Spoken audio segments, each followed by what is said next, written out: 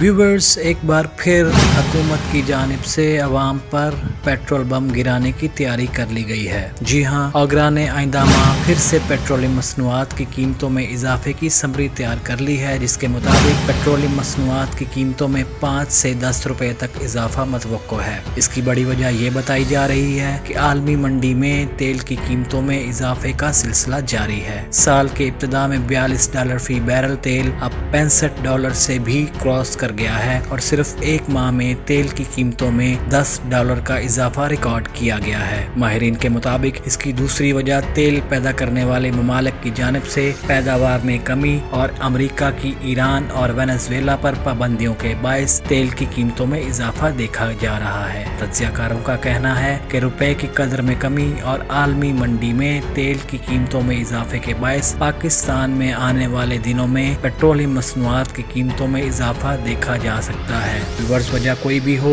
ये बात तो तय है कि पिसे हुए अवाम को महंगाई की दलदल में मजीद धकेला जा रहा है। दोस्तों, अगर आपने मेरा चैनल सब्सक्राइब नहीं किया तो सब्सक्राइब कर लें और बेल का आइकॉन भी क्लिक कर दें।